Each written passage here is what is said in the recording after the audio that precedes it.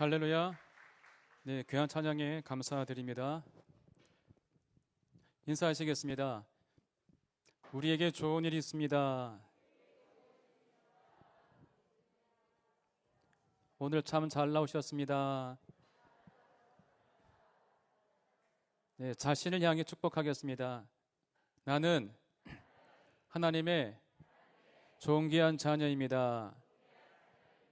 나는 천국 시민권자입니다.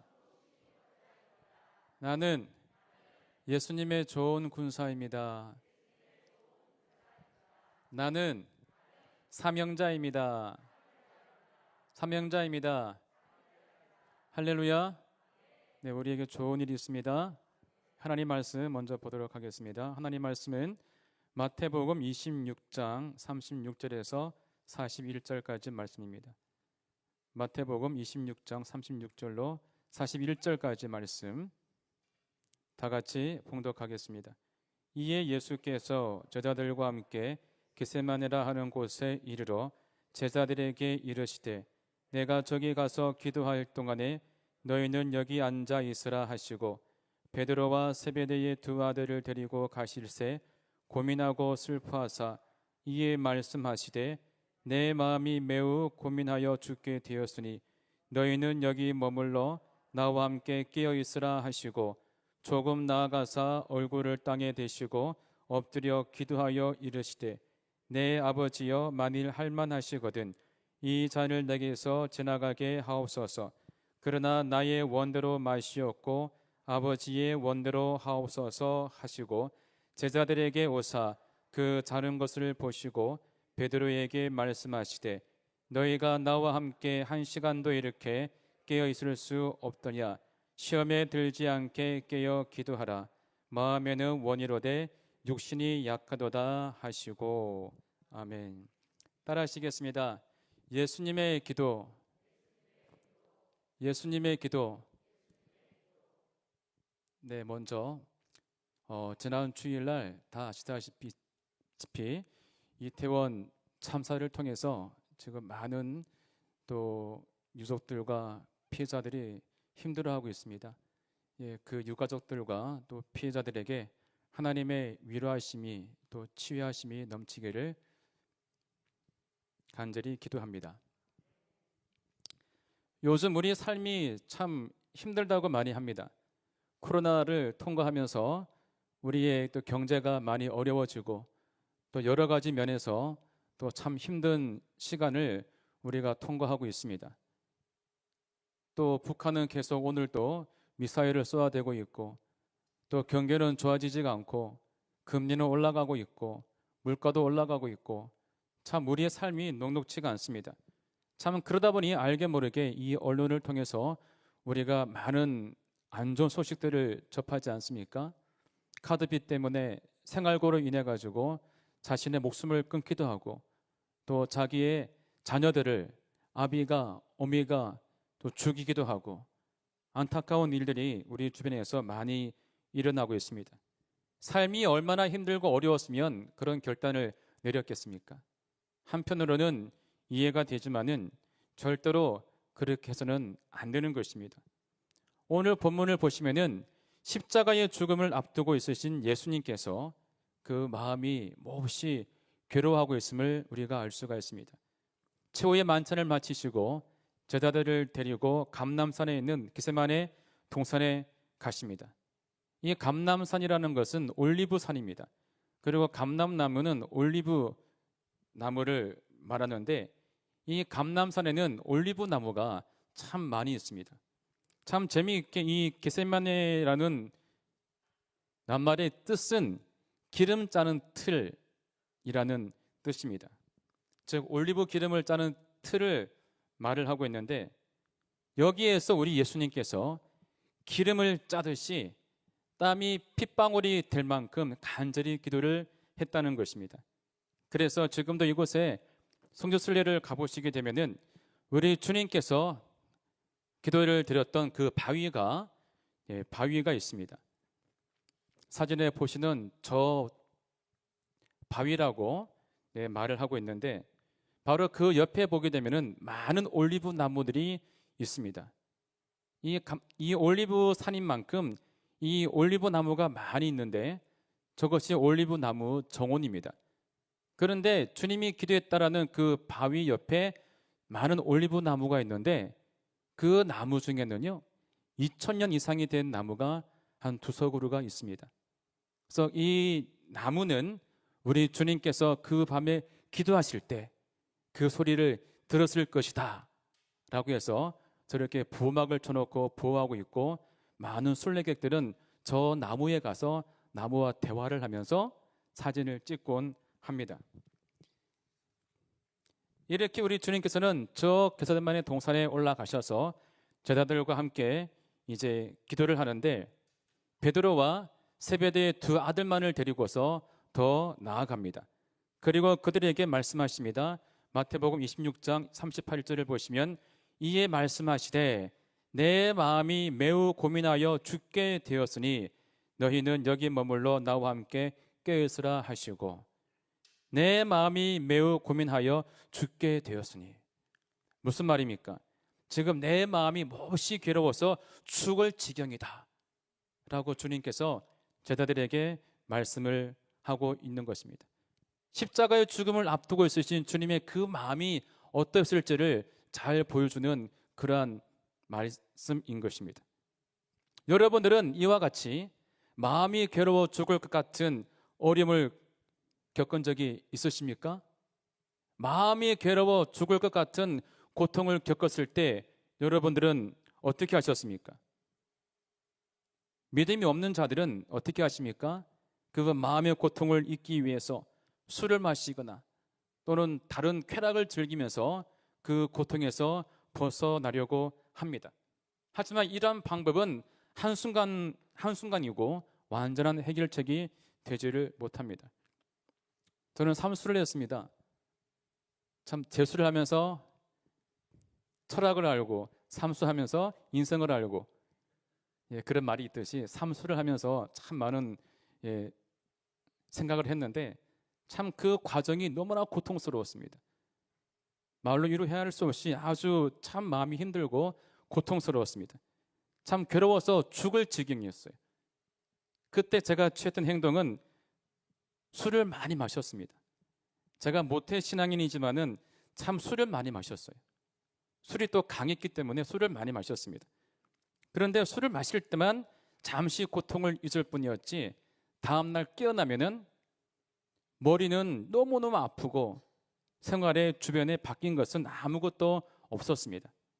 그러므로 술 먹는 것은 여러분 좋은 방법이 아닌 것입니다. 힘들고 어려울 때 우리 주님같이 마음이 괴로워 죽을 지경일 때 우리는 어떻게 해야 할까? 첫째는 하나님께 기도해야 합니다. 따라합니다. 하나님께 기도하자. 하나님께 기도하자. 39절을 보시면 조금 나아가사 얼굴을 땅에 대시고 엎드려 기도하여 이르시되, 우리 주님께서 기도를 드리셨어요. 십자가에 잡히시기 바로 그 전에. 제가 신대원을 졸업하고 이제 우리 교회 교육자가 되었습니다.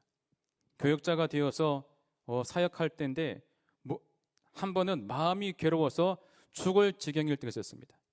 너무나 마음이 괴롭고 참 죽을 지경이었어요. 피하면 좋은데, 피할 수 있는 방법이 있으면 좋은데 이 피할 수 있는 상황이 아니었습니다. 그러다 보니까 마음이 너무나 괴롭고 죽을 것 같았습니다. 뭔 일이었느냐?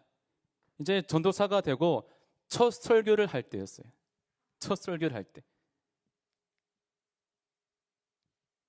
제가 당시 청년부에서 사역을 하게 되었는데 이제 청년부에서 여리고 기도를 할 때였습니다. 한 500~600명이 모이는 자리인데 담당 목사님께서 저에게 하루를 주시고 설교를 하라고 하시는 거예요. 그런 한 달 전이었는데 그때부터 밥맛도 없고 잠도 안 오고 상상만 하면 심장이 벌렁벌렁거리고 정말 마음이 괴로워 죽을 지경이었어요. 도망가고 싶고 피하고 싶지만 도망갈 수도 없고 피할 수도 없고 어떻게 해야 됩니까? 너무나 괴로웠어요. 그때 군대에서 힘들게 훈련할 때 얘기했던 조교의 말이 생각났습니다. 피할 수 없으면 즐겨라. 그래서 마음을 고쳐먹고 즐기기로 했는데도 불구하고 마음에 평안이 없는 거예요. 즐겨지지가 않는 것입니다. 어떻게 해야 되나? 도망가고 싶은데 정말 이 잔을 옮겨달라는 기도가 저절로 나오는 거예요. 하나님, 할 수 있으면 이 잔을 옮겨주십시오. 예배가 취소가 되든지 또 어떤 이런 일이 벌어져서 설교를 하지 않게 해달라는 그런 기도가 저절로 나왔습니다. 근데 아무리 머리를 굴려봐도 피할 수 있는 길이 없는 거예요. 아프다고 핑계댈까? 피할 생각을 다 했습니다. 근데 결국 피할 수 있는 길이 없더라고요. 마음은 괴로웠습니다. 그때 마음을 고쳐먹고 그래, 하나님께 기도하자. 죽기 살기 하나님께 기도를 드렸습니다. 하나님, 설교를 안 할 수 있으면 안 하게 주십시오. 하지만 설교를 해야 된다면 저에게 강하고 담담을 주셔서 설교를 잘하게 주십시오 라고 기도를 드렸습니다. 하나님께. 그리고 났더니 참 어떻게 첫 설교를 무난하게 잘 마쳤던 기억이 있습니다. 참 그때 생각해보면 간절히 기도를 하나님께 드린 것 같았었습니다. 이렇게 우리의 마음이 괴롭고 힘들고 참 그런 죽을 것 같은 문제가 다가올 때 여러분, 세상적인 방법을 찾지 마시고 다른 곳에 기웃거리지 마시고 살아계신 하나님께 기도하시기 바랍니다. 예레미야 33장 3절을 보면 이렇게 말씀하고 있습니다. 너는 내게 부르짖으라. 내가 내게 응답하겠고 내가 알지 못하는 크고 은밀한 일을 내게 보이리라. 여러분, 이 말씀을 어떻게 이해하십니까? 이 말씀을, 너는 내게 부르짖으라. 내가 내게 응답하겠고, 어떻게 이해하십니까? 보통 우리가 이 말씀을 들을 때는 그렇죠, 문제가 다가올 때 하나님께 소리내어서 부르짖으라. 그러면 하나님께서 응답해 주신다 라고 우리가 이해를 하지 않았습니까? 물에 빠진 사람이 큰 소리를 쳐야지 지나간 사람들이 소리를 듣고 구해준다 라는 이런 예화를 들어가면서 문제가 다가올 때 하나님께 부르짖고 기도해라. 작게 하지 말고 강하게 크게 기도하라고 우리가 많이 가르쳐왔고 또 그렇게 이해되어져 왔습니다. 이 말이 여러분 틀린 말은 아닙니다. 하지만 100% 맞는 말도 아니라는 것이죠. 왜 그렇습니까? 우리 하나님이 귀가 먹으신 분이십니까? 하나님께 우리가 크게 외치고 해야지만 하나님께서 들으시고 응답하시는 것입니까? 아니라는 것이죠. 하나님은 우리의 작은 신음도 들으시고 응답하시는 분이신 것입니다. 아멘. 우리가 주만 바라볼지라는 그 복음성가 가사 중에 이런 내용이 있죠. 너의 작은 신음에도 응답하시니. 하나님은 우리가 크게 부르짖고 기도해야지만 듣는 분이 아니라는 겁니다. 우리가 혼자 나지막하게 하나님께 작게 기도해도 하나님은 우리의 기도를 들어주시는 분이라는 것입니다. 그럼 우리는 이 말씀을 어떻게 해야 될까? 너는 내게 부르짖으라. 내가 내게 응답하겠고. 우리는 이 말씀을 어떻게 여러분 이해해야 될까요? 우리가 보통 이 말씀을 접할 때 강조점을 어디에 두느냐? 부르짖으라. 예, 우리가 포커스를 맞추고 강조점을 두기 때문에 우리가 부르짖는 기도를 강조를 한다는 것이죠. 그런데 이 구절의 강조점은 부르짖는 것에 있지 아니하고 나에게 있다는 거예요. 당시 이스라엘 사람들은 하나님을 섬기지 않고 우상을 섬겨왔습니다.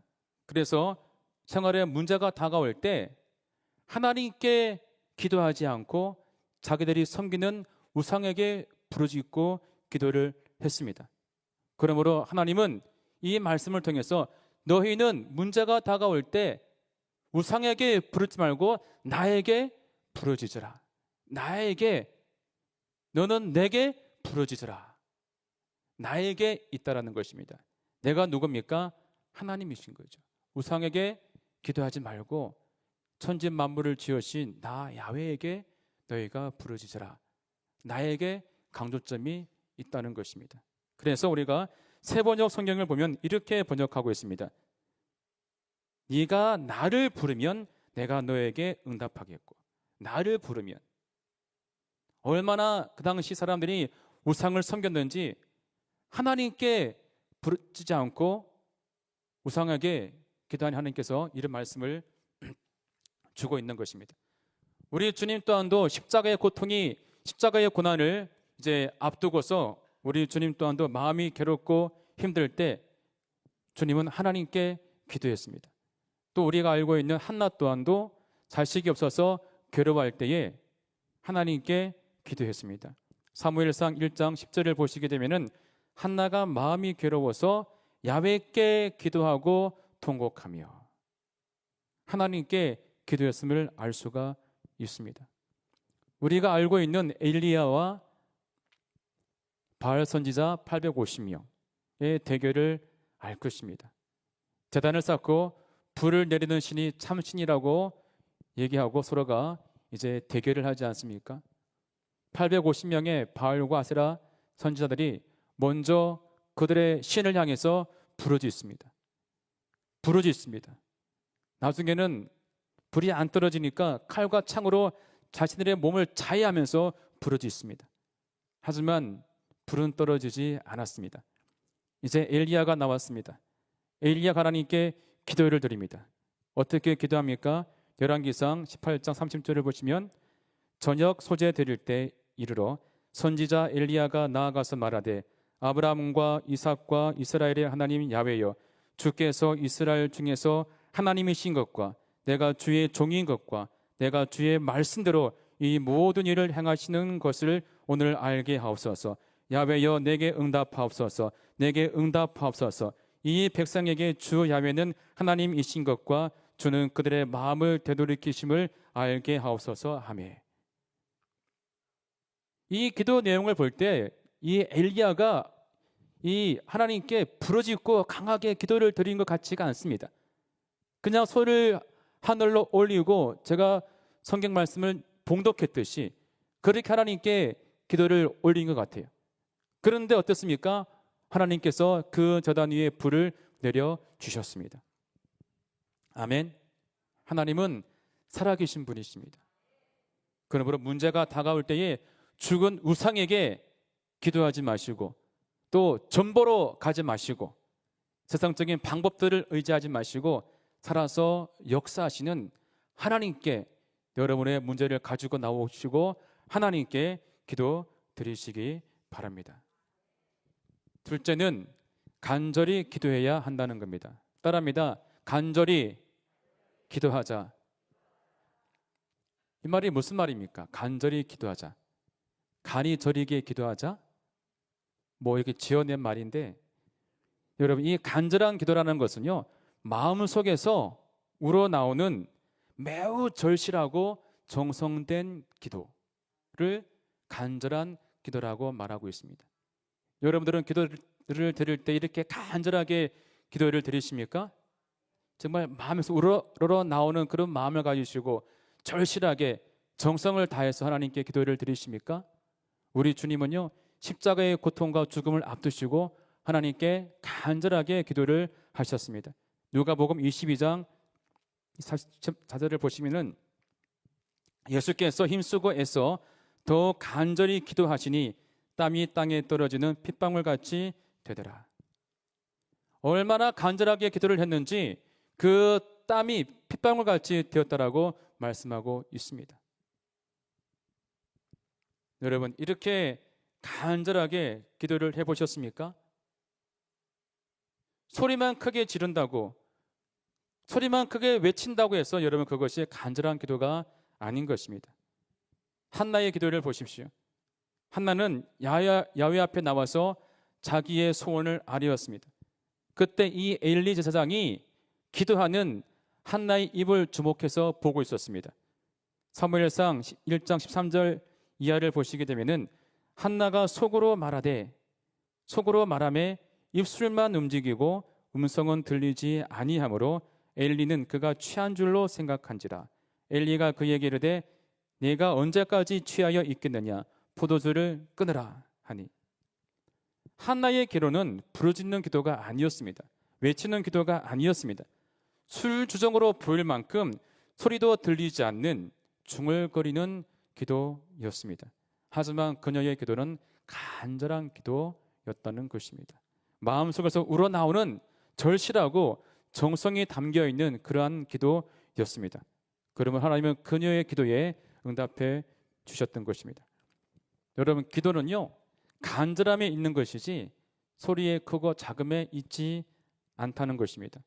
여러분, 그러므로 우리가 부러지져 기도하더라도 형식적으로 의미 없이 기도하지 마시고 절실함을 담아서 간절하게 하나님께 기도 드리시기를 바랍니다. 제가 고등학교 때부터 이제 금요 철야 예배를 드렸었어요. 그때 청년부 철야를 드렸는데 당시 청년부 철야 장소가 이 바울 성전이었습니다. 여기서 금요일 날 하면 꽉 차서 얼마나 여러분 뜨거웠는지 모릅니다. 찬송가를 30분 동안 힘차게 박수 치면서 찬양하고 설교도 1시간씩 기도하고 설교하고 설교가 끝나면 1시간씩 통성 기도를 하는데 앞으로 다 올라왔었어요. 이 자리입니다. 여기에 빽빽하게 무릎 꿇고 다 앉아 있는 겁니다. 그럼 저는 자리가 없으면요, 당시에 이 스크린 밑에 메인 스피커가 큰 게 여기하고 여기가 2대가 있었습니다.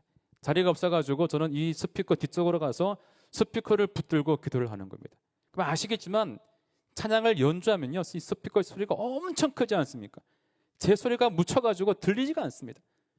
근데 워낙 간절하니까 이 스피커를 붙들고서 더 크게 내 소리가 내 귀에 들릴 만큼 크게 그냥 하나님께 기도를 드리셨어요. 그것도 1시간 동안 창자가 꼬이는 고통을 겪었어요. 그렇게 막 스피커를 상대로 해서 붙들고 소리를 지르고 간절하게 여러분 기도하지 않습니까? 1시간을 기도하면요, 힘이 다 빠집니다. 그 목이 다 쉬어가지고 소리가 나오지가 않아요. 근데 마음은 얼마나 기쁜지. 그렇게 고등부 때 친구들과 예배를 드리고 또 입으로서 또 같이 밤새워 교제하고 또 그때는 학교를 토요일 날 또 가던 때이기 때문에 이제 토요일 날 또 잠을 자지 않고 학교를 가서 오전만 마치고 집으로 돌아오고, 그러면 이제 주일 날, 월요일 날, 화요일 날 이제 지나면서 목이 또 풀립니다. 목요일 되면 목이 풀려요. 그럼 금요일 날 또 찾아와서 또 올라와서 또 붙들고 기도합니다. 그럼 또 목이 팍 쉬죠. 그리고 그 다음 주 목요일 되면 목이 또 풀려요. 그럼 금요일 날 또 와서 간절하게 기도합니다. 성령 달라고 기도합니다. 그럼 또 목이 쉬죠. 그렇게 계속 반복되었다 보니까 제 성대가 아주 강해졌어요. 그래가지고 지금은 웬만큼 소리를 질러도요, 잘 쉬지도 않고 쉬어도 금방 풀리더라고요. 아무튼 그때 참 간절하게 하나님께 부르짖어 기도를 했었습니다. 하나님은 우리가 정성을 담아 간절히 기도할 때에 우리의 기도를 받으시고 응답하십니다. 그러므로 문제가 다가올 때에 낙심하지 마시고 하나님께 간절히 기도하는 분들이 다 되시기를 주님의 이름으로 축원드립니다. 세 번째는 하나님의 뜻을 구해야 하는 겁니다.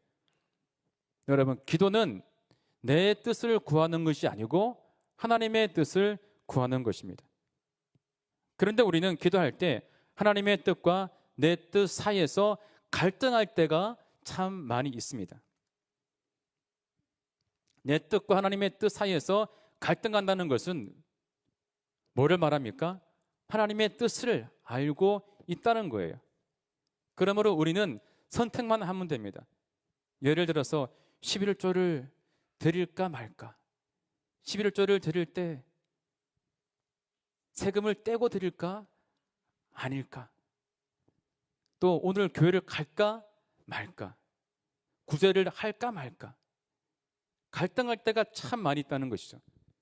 이때 우리는 무엇이 하나님의 뜻인지, 나의 뜻인지 우리는 알 때가 많이 있죠. 근데 왜 갈등합니까? 내 뜻을 내려놓지 못하기 때문에. 그래서 우리가 갈등을 하는 겁니다. 인간적으로 조금이라도 손해를 보지 않으려는 내 생각이 개입되기 때문에 우리가 갈등을 한다는 겁니다. 우리 주님은 많은 고난을 당할 줄 알았습니다. 고난을 받으시고 십자가에서 죽임을 당할 것을 아셨습니다.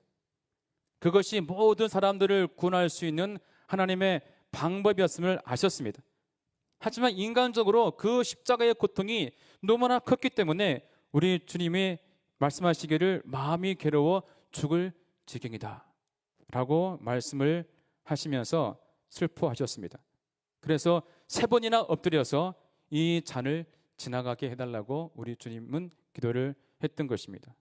하지만 우리 예수님은요, 아버지의 뜻이 이루어지도록 자신을 온전히 내려놓았기 때문에 기도를 하면 할수록 그 뜻이 분명해지게 되었습니다. 그래서 우리 예수님은요, 자기의 뜻을 온전히 포기를 했던 거예요. 그래서 마태복음 26장 39절을 보시면 내 아버지여, 만일 할 만하시거든 이 잔을 내게서 지나가게 하옵소서.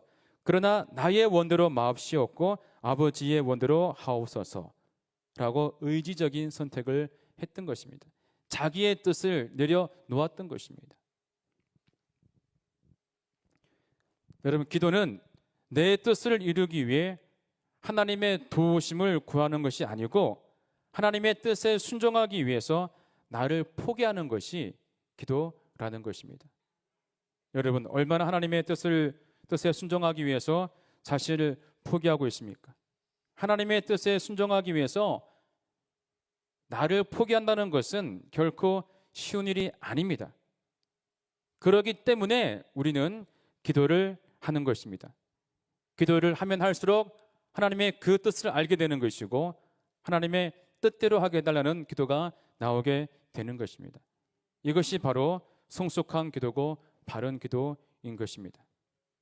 우리가 하나님께 기도를 할 때 기도가 왜 응답이 되지가 않느냐?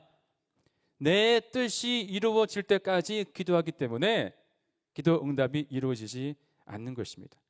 그러므로 내 뜻이 아닌 우리 주님처럼 하나님의 뜻을 구하는 자들이 다 되시기를 바랍니다. 4번째는 우리가 늘 깨어서 기도해야 한다는 것입니다. 여러분, 문제가 왜 다가옵니까? 생활 가운데 어려움이 왜 다가옵니까? 기도하지 않기 때문인 것입니다. 오늘 마태복음 26장 41절을 보시면 시험에 들지 않게 깨어 기도하라. 뭐라고요? 시험에 들지 않게 깨어 기도하라. 마음에는 원이로되 육신이 약하도다. 우리의 문제가 무엇이냐? 우리의 문제는 여러분, 내 마음으로는 하나님의 뜻을 따르기 원하지만 내 육신은 약해서 그렇게 하지 못한다는 것입니다. 내 마음으로는 새벽에 나오고 싶죠. 내 마음으로는 이 수요 3부를 나오고 싶습니다. 그런데 육신이 약해서, 육신이 피곤해서 우리가 나오지 못할 경우가 많이 있다는 것입니다. 우리 주님께서 하나님의 뜻에 순종하기 위해서 몸부림치실 때 이 제자들 또한도 자기를 부인하고 자기 십자가를 지고 주님을 따라가기 위해서 기도를 했어야 했죠. 하지만 그들은 모두가 졸고 있었습니다. 잠을 잤습니다. 이들은 마음이 원하는 것과 몸이 원하는 것, 그 가운데서 몸이 원하는 것을 선택을 했던 것입니다. 이렇게 내 몸이 원하는 것을 선택하게 되면은 신앙의 위기가 오게 되는 것이고 생활 가운데 문제가 다가오게 된다는 것입니다. 이 마지막 때에 이 원수 마귀 사탄은 우리들의 믿음을 떨어뜨리기 위해서 항상 지금도 노리고 있다는 것입니다.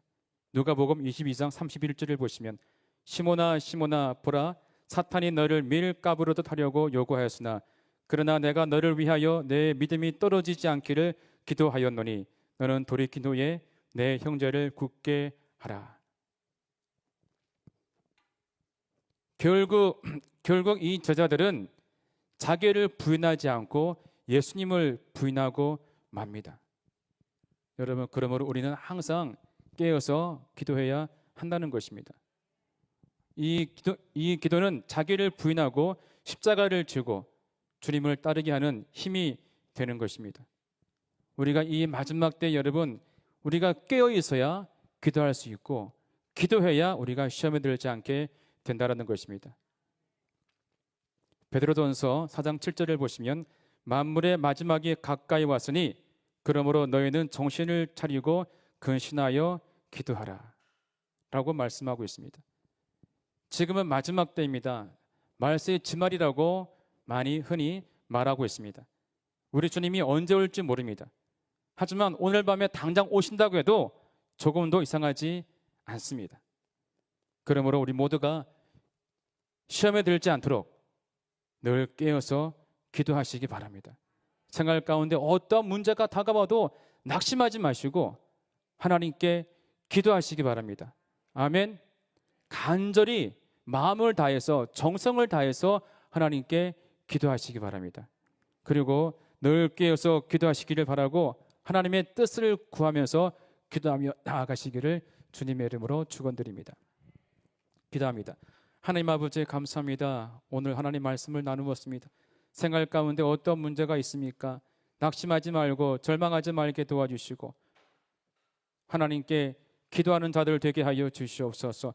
간절히 기도하게 하여 주시고 하나님의 뜻을 구하며 기도하고 늘 깨어서 기도함으로써 모든 문제를 이기고 시험을 이길 수 있는 저희가 되게 하여 주시옵소서. 예수님의 이름으로 기도합니다. 아멘. 이 시간 제가 기도하겠습니다. 문제가 있는 분들은 가슴 손 올리시고 몸이 아프신 분들은 아픈 곳에 믿음으로 손을 얹으시기 바랍니다. 하나님 아버지, 이 시간 저희가 주님만 바라봅니다. 주님만 의지합니다. 생활 가운데 수고하고 무거운 짐들을 가지고 나와 하나님께 모두 내어 맡기고 우리의 기도를 들으시고 응답하시는 주님께 기도합니다. 하나님께 기도합니다. 간절히 기도합니다. 아버지의 뜻을 구하며 기도합니다. 하나님, 우리의 모든 기도를 들으시고 응답해 주시니 감사합니다. 하나님 아버지, 나의 뜻을 다 내려놓고 아버지의 뜻에 순종하며 나아가기 원합니다. 주의 뜻이 이루어지기 원합니다. 하나님, 이 시간 역사하여 주시옵소서. 아버지의 뜻이 온전히 이루어지게 하여 주옵소서. 생활 가운데 모든 문제가 합력하여 선을 이루게 하여 주시고 아버지의 뜻이 이루어지게 역사하여 주옵소서. 나사렛 예수의 이름으로 명하노니 생활 가운데 모든 환경이 열릴지어다. 생활 가운데 모든 문제가 해결될지어다. 예수의 이름으로 모든 문제는 떠나갈지어다. 모든 것이 합력하여 선을 이룰지어다. 아버지 하나님, 아픈 자 병든 자 있습니까? 아버지, 믿음으로 손을 얹고 기도합니다. 이 시간 치료하여 주옵소서. 아픈 부위에 예수의 피를 발라주시옵소서. 예수의 보혈을 덮어주시옵소서. 치료의 광선을 발하여 주시옵소서. 이 시간 성령님께서 친히 안수하여 주시옵소서. 나사렛 예수의 이름으로 명하노니 육신의 모든 질병은 떠나갈지어다. 예수의 이름으로 모든 병마야 묶임을 놓고 떠나갈지어다. 떠나갈지어다. 깨끗이 고침받을지어다. 마음의 병도 떠나갈지어다. 정신병도 떠나갈지어다. 예수 이름으로 묶임을 놓고 떠나갈지어다. 건강할지어다. 하나님 아버지, 이 시간 주님만 바라보고 주님께 기도하오니 주여 우리의 기도 가운데 응답하여 주옵소서. 건강한 몸으로 하나님을 열심히 섬기며 살아가게 하여 주시옵소서. 눈이 흐리지 아니하고 기력이 쇠하지 아니하고 팔다리가 아프지 않고 뼈마디가 아프지 않게 하시고 마음 가운데 늘 하늘의 평강과 주님이 주시는 기쁨이 충만하게 하여 주시옵소서. 아버지, 사업장의 복을 부어 주옵소서. 직장의 복을 부어 주시옵소서. 재물 얻을 능력을 부어 주셔서 손을 대는 일들마다 잘 되고 형통하게 하여 주옵소서. 물질의 거부가 되게 하여 주옵소서. 예수 이름으로 명하노니 물질의 거부가 될지어다. 거룩한 물질의 거부가 될지어다. 모든 성도님들 물질의 거부가 되어서 주신 물질로 마음껏 선교하고 구제하고 선한 일을 많이 하는 지혜로운 청지기들 되게 하여 주옵소서. 장막의 복을 주옵소서. 장막의 지경은 넓어질지어다. 자녀가 잘 될지어다. 취업의 문이 열릴지어다. 진학의 문이 열릴지어다. 대비의 문이 열릴지어다. 결혼의 문이 열릴지어다. 예수 이름으로 모든 문제가 해결될지어다. 우리는 하나님의 백성들입니다. 천국 시민권을 가진 자들입니다. 환경을 바라보고 세상을 바라보고 낙심하지 말게 하여 주시고 우리를 창조하신 야훼 하나님을 바라보고 하나님께 기도하며 나아갈 수 있는 성숙한 성도님들 다 되게 하여 주시옵소서. 생활 속에서 하나님의 놀라운 역사하심을 경험하게 해주시고 간증할 수 있는 간증의 주인공들 다 되게 역사하여 주시옵소서. 이 시간 우리가 하나님 아버지 사랑과 은혜에 감사하여서 우리의 마음을 담아서 귀한 물질을 주님께 올려드리기 원합니다. 이 예물을 기쁘게 받으시고 흠양하여 주시옵소서. 예수님의 이름으로 기도합니다. 아멘.